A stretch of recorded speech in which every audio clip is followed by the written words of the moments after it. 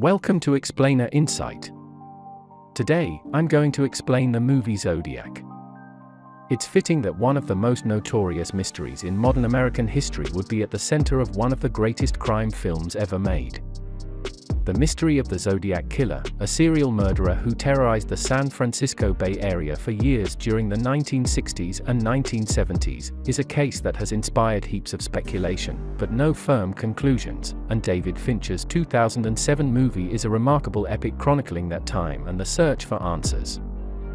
Naturally, the feature adaptation of events doesn't conclude by wrapping up the whole story with a bow, as it primarily sticks to events that happened in reality, but Zodiac's ending does make a pointed effort of shining a light on Arthur Leigh Allen, played by John Carroll Lynch, as a key suspect. Because the story of the Zodiac Killer doesn't have any kind of definitive ending in real life, the ending of David Fincher's movie is fascinating in its own way, and invites the audience to dig deeper and develop their own explanations based on the evidence provided. Looking back at the remarkable entry in the legendary history of crime films, let's dive deep into the ending of Zodiac and explore what happens at the end of Zodiac. The third act of Zodiac follows Robert Graysmith as his personal investigation to uncover the identity of the Zodiac Killer takes over his life, and reaches a depressing climax when his wife Melanie comes by their former home to drop off divorce papers. The place is a mess, as the rooms are filled with stacks of documents being examined as potential evidence, and Graysmith is stressed from repeated anonymous phone calls where all that comes from the other end of the line is heavy breathing.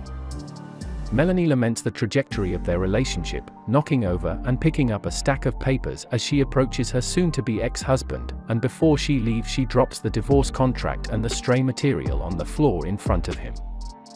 When Robert examines the pile, he discovers a photocopy of Arthur Leigh Allen's driver's license, revealing his birthday as December 18th, the same day that the Zodiac Killer called attorney Melvin Belli saying it was his birthday and that he needed to kill. With this new evidence in hand, Robert goes out in the middle of the night during a massive downpour to visit Inspector David Tusky. Waking him up, the former cartoonist tells him about the phone call and the birthday, which is enough to get David invested. Together they head out to a local diner to discuss Robert's evidence. Convinced that Arthur Leigh Allen is the Zodiac Killer, Robert lays out his findings, including everything from the possible relationship that existed between Allen and the first ever victim, Leigh Ferrin, to how the timeline of events syncs up with notable episodes and movements in the suspect's life over the last decade. By the end of the conversation, David seems mostly convinced by Robert's conclusions, but acknowledges the bigger problem: there is no hard evidence linking Allen to the murders. With no hard evidence, there is no solid case to be built, and without a solid case, charges can't be brought up. Approximately 5 years later, on December 20, 1983, Robert Graysmith visits a hardware store in Vallejo, California. He enters and goes straight to a counter where he finds himself face to face with Arthur Leigh Allen. He's working as an employee at the store, and a patch on his vest reads, "Leigh."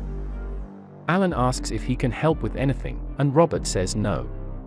They size each other up silently before Robert turns to leave. Zodiac then jumps ahead another 7.5 years to August 16, 1991, with a scene set at the Ontario International Airport. Robert Graysmith's book about the Zodiac Killer is on bookshelves labeled as a bestseller, and the long-absent Mike Mago agrees to an interview with Officer George Bawart of the Vallejo Police Department.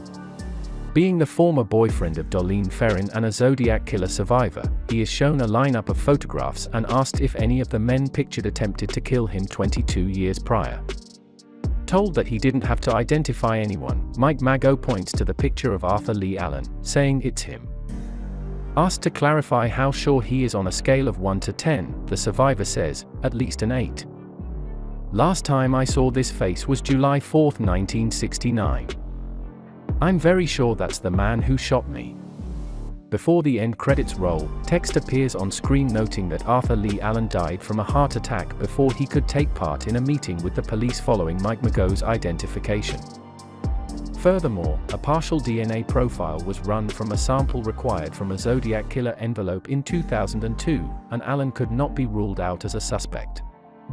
The San Francisco shut down their Zodiac killer investigation in 2004, but as of the release of the film it remained an open case in Napa County, Solano County, and Vallejo. Robert Graysmith says he stopped receiving anonymous calls after Allen's death. So what does this all mean? Is Arthur Leigh Allen the Zodiac killer? Let's dig in. The evidence supporting Arthur Leigh Allen being the Zodiac killer. David Fincher's Zodiac doesn't make any kind of firm conclusions, allowing the audience to ingest the evidence showcased and make their own inferences. That being said, there is no figure in the story who has more fingers pointed at him than Arthur Leigh Allen. He may have never been charged as the Zodiac killer, but all of the evidence dug up by Robert Graysmith certainly paints it as a realistic possibility, along with Mike Mageau's witness testimony. First, there are the harmonious pieces of circumstantial evidence. A scene when Arthur Leigh Allen is interviewed by David Tuscay, William Armstrong, Anthony Edwards and Jack Mulanox, Elias Koteas. He not only wore a Zodiac watch, which seemed to be the inspiration for the killer's name and symbol, but also military boots the same size as prints found at crime scenes, and also the same size gloves. Syncing up with the letters sent by the murderer, Allen also professed to being a big fan of the book The Most Dangerous Game by Richard Connell, referenced in the taunting notes, and was also known to misspell the word Christmas as Christmas, which the police learned from Allen's own brother. Arguably more significant than any of that, however, is the way in which Arthur Leigh Allen's life seemed to frequently link up with the Zodiac killer activities in the 1960s and 1970s. The first possible incident involving the murderer in Vallejo, California happened 8 months after Allen was fired from his job because of child molestations. As for Darlene Ferrin, Allen lived in his mother's basement less than 50 yards from Darlene's place of employment, and it was confirmed that she had been seen with a strange guy named Leigh. Then there is the matter of Arthur Leigh Allen's strange behavior after he was first interviewed by the police during the Zodiac killer investigation. 2 days after his meeting with Tuscay, Armstrong, and Mulanox he moved to a different county, and letters stopped coming in for 3 years. As noted by Robert Graysmith, it was only after police moved away from Allen as a suspect that the letters began again, and then the letters noticeably stopped once more after Allen was arrested and sent to prison. 4 years passed, but after Allen was released in 1977, the letters started again. Altogether, the evidence pointing at Arthur Leigh Allen seems solid, but there are some key holes in the case. The evidence against Arthur Leigh Allen being the Zodiac killer. As pointed out by David Tuscay in his diner chat with Robert Graysmith, the problem with building a case against Arthur Leigh Allen was that there were just enough issues to prevent a jury from convicting beyond a reasonable doubt. Circumstantial evidence doesn't carry as much weight in a courtroom as physical evidence, and the police didn't have anything of that nature that linked Allen to the murders. The search of his home after the initial interview turned up nothing, though it's possible he disposed of evidence due to paranoia. Also working against the theory were scientific findings.